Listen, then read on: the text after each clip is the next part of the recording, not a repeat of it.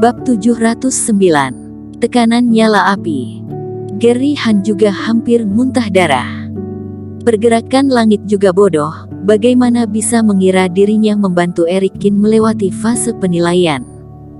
Dia sangat ingin membunuh Eric Kin. Eric Kin sudah tidak bisa bergerak, sepertinya sudah bersiap mati bersama. Tuan muda, gunakan pusaka itu, cepat. Pria tua berambut putih itu melihat petir penilaian hampir menyambar langsung berteriak.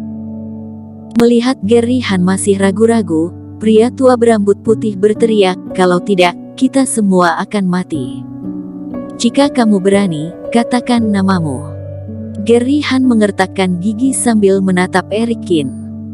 Setelah menggunakan pusaka itu, mereka akan meninggalkan tempat ini, dan benar-benar kehilangan kesempatan untuk membunuh Eric Kin. Tapi Gary Han masih belum tahu Eric Kin siapa, bagaimana dia bisa membalas dendam kelak. Hehe, dalam keadaan apapun tidak boleh menyembunyikan nama, Haf Chao. Eric Kin berkata dengan bangga. Eric Kin tidak sebodoh itu. Dia sudah menyinggung keluarga Dong dan Chao. Dia tidak ingin membuat musuh lain secepat ini. Di dunia tersembunyi keluarga Han hanyalah sebuah keluarga sampah. Aku, Haf Chao bersabar selama bertahun-tahun, hanya untuk hari ini. Kata Eric Kin dengan sangat arogan. Haf Chao, kamu sangat gila, kamu menyembunyikannya dengan sangat dalam. Keluarga Chao dari dunia tersembunyi, sangat bagus. Gary Han mendengus sambil menghancurkan sebuah pusaka. Dalam sekejap cahaya putih yang lembut langsung memenuhi 4 penjuru dan menyelimuti semua pejuang keluarga Han. Tak lama cahaya berkedip, dan semua pejuang keluarga Han menghilang dari tempat itu. Di langit, petir penilaian menyambar hampir bersamaan. Tersambar petir, Eric Kin langsung menyemburkan darah dan terlempar ke tanah, dan membuat lubang di tanah. Dia segera membuka tempat penyimpanan, dan menuangkan obat mujarab dalam jumlah besar seperti air laut dengan putus asa. Menghadapi petir penilaian sudah sangat berbahaya, selain itu dia juga dipukul oleh Gary Han, jadi Eric Kin terluka cukup parah. Tapi butuh pengorbanan untuk mendapatkan sesuatu. Kali ini Eric Kin tidak hanya berhasil menembus fase kesempurnaan.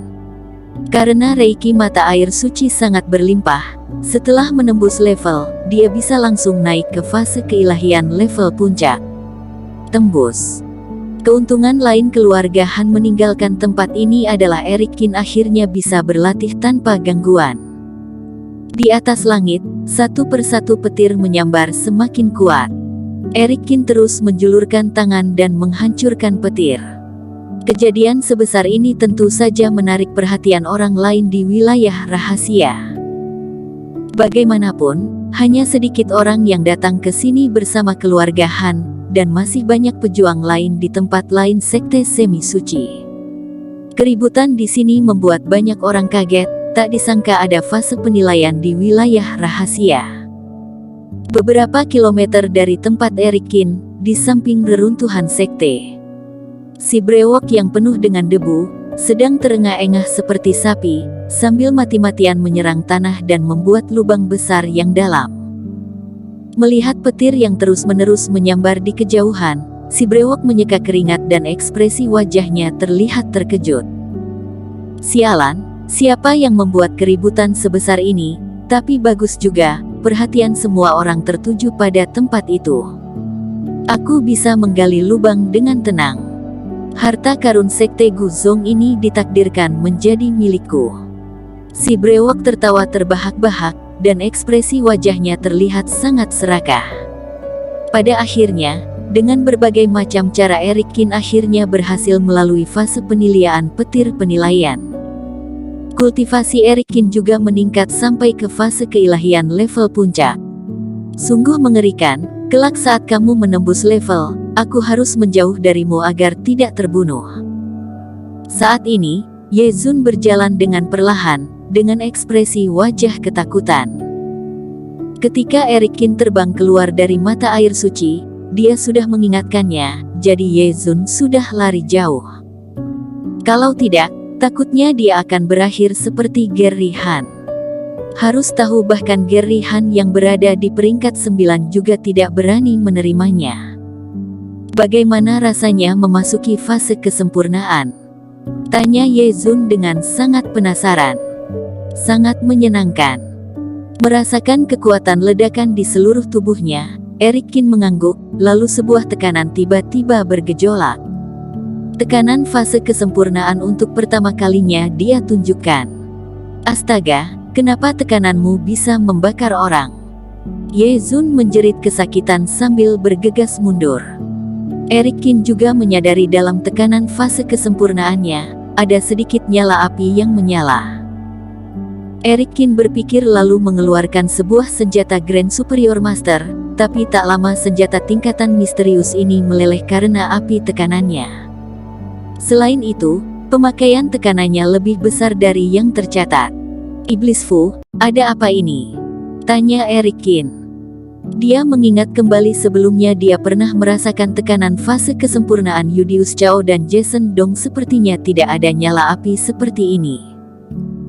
Tekanan fase kesempurnaan beberapa orang bisa terbagi dalam 5 unsur. Kamu pernah menjalani kultivasi Balrog, jadi di tubuhmu mengandung kekuatan api, mungkin itu alasannya. Iblis Fu berpikir sejenak lalu berkata dengan perlahan. Selain itu kamu adalah pertapa abadi, bukan pejuang, jadi wajar jika tekananmu berubah. Kalau begitu seiring dengan bertambahnya kultivasi, kekuatan api ini juga akan meningkat. Memikirkan hal ini, mata Eric Kin langsung berbinar. Dia tidak menyangka akan mendapatkan kejutan. Jika dirinya sampai ke fase kesempurnaan level puncak, tekanan nyala api ini mungkin bisa membakar fase kesempurnaan biasa sampai mati. Setelah itu, Eric Kin bermeditasi untuk menyembuhkan luka-lukanya akibat petir penilaian. Kemudian Eric Kin berdiri lalu kembali berjalan ke mulut mata air suci lagi. Saat ini sebagian besar reiki di mata air suci ini sudah diserap oleh dirinya, dan hanya sedikit reiki yang masih mengalir di mata air suci tersebut. Namun kultivasi Eric Kin saat ini sudah penuh, dan dia tidak bisa menyerapnya lagi. Dia meliriknya dengan merasa sayang. Jadi Eric Kin mengeluarkan pohon tua bawaan dari tempat penyimpanan, lalu langsung memasukkannya ke mata air suci.